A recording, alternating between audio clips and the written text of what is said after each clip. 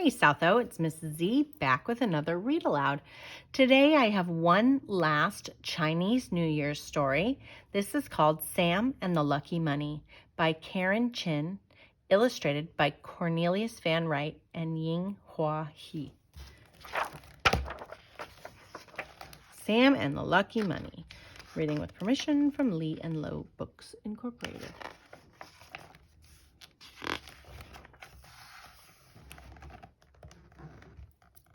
Sam could hardly wait to get going. He zipped up his jacket and patted his pockets. It was time to go to Chinatown for New Year's Day. Sam thought about sweet oranges and lucky money, crisp dollar bills tucked in small red envelopes called lycées. Sam's grandparents gave him lycées every New Year. Each envelope was decorated with a symbol of luck: 2 golden mandarins, a Chinese junk, a slithering dragon, a giant peach. Sam's lycées were embossed in gold. Sam counted out $4. Boy, did he feel rich! His parents said he didn't have to buy a notebook or socks as usual. This year he could spend his lucky money his way. Sam, his mother called, it's time to go shopping.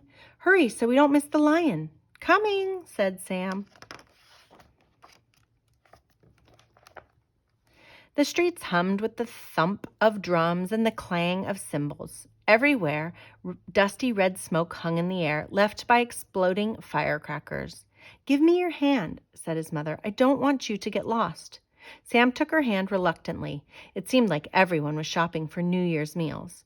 There were so many people crowded around the overflowing vegetable bins that Sam had to look out for elbows and shopping bags. Right next to the vegetable stand were 2 huge red paper mounds. Sam kicked the piles with his right foot and then with his left foot until he created a small blizzard. On his third kick, he felt his foot land on something strange. "Ay!" someone cried out in pain. Startled, he looked up to find an old man sitting against the wall. The stranger was rubbing his foot. Bare feet in winter? Sam thought. Where are his shoes? Sam stared at the man's dirty clothes as he backed away.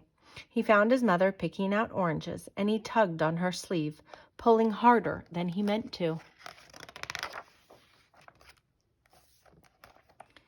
"Hey, I need this arm," she said. "Where have you been? It's time to go." For once, Sam was glad to follow his mother. In the bakery window, Sam eyed a gleaming row of fresh char siu bao, his favorite honey-topped buns. When they opened the door, the smell of sweet egg tarts and coconut pastries erased any thought of the stranger. Sam wondered how many sweets he could buy with $4. "Na you mat ye ah?" said a young woman from behind the counter when Sam gave her a puzzled look. She repeated the question in English. "What do you want?" Sam was about to ask for buns when he noticed a tray full of New Year's cookies. They were shaped like fish, with fat pleated tails that looked like little toes. He couldn't help think about the old man again. Sam decided he wasn't hungry after all. Suddenly, he heard a noise from outside that sounded like 1,000 leaves rustling. He ran to the window to see what was happening. "Look!" he yelled. Bundles of firecrackers were exploding in the street. Rounding the corner was the festival lion, followed by a band of cymbals and drums. Sam pulled his mother outside. The colorful lion wove down the street like a giant centipede. Teased by a clown wearing a round mask, it tossed its head up and down. It came to a halt in front of a meat market and sniffed giant lychee that hung in the doorway along with a bouquet of lettuce leaves. With loud fanfare, the band urged the lion toward its prize. "Take the food, take the money, bring us good luck for the new year," Sam shouted along with the others. His heart pounded in time with the drum's beat.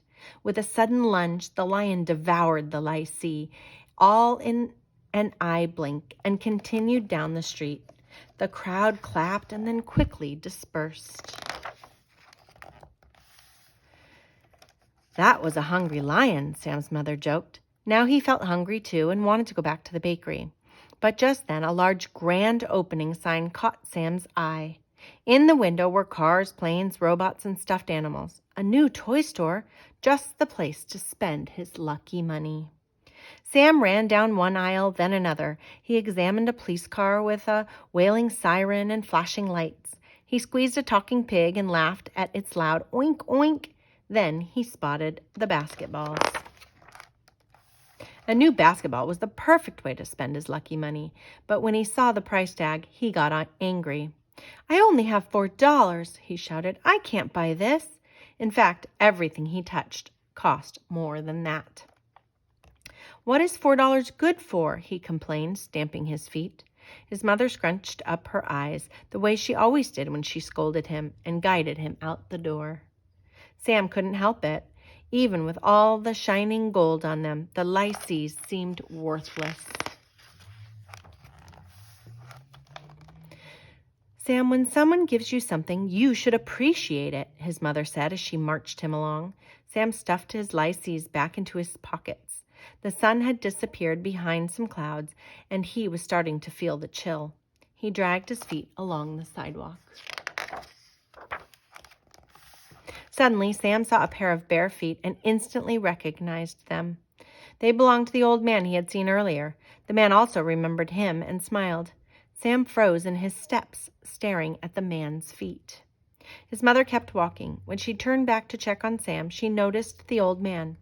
"Oh," she said, shifting her shopping bags so she could dig in her purse for some coins. "Sorry, I only have a quarter." The man bowed his head several times in thanks. "He acts like it's $1,000,000, Sam thought, shaking his head. As they started to walk away, Sam looked down at his own feet, warm and dry in his boots. Suddenly, he stopped. "Can I really do anything I want with my lucky money?" he asked. "Yes, of course," his mother answered. Sam pulled his lycees from his pocket. The golden dragon looked shinier than ever. He ran back and thrust his lucky money into the surprised man's hands. "You can't buy shoes with this," he told the man, "but I know you can buy some socks." The stranger laughed, and so did Sam's mother. Sam walked back to his mother and took her warm hand. She smiled and gave a gentle squeeze. And as they headed home for more New Year's celebrations, Sam knew he was the lucky one.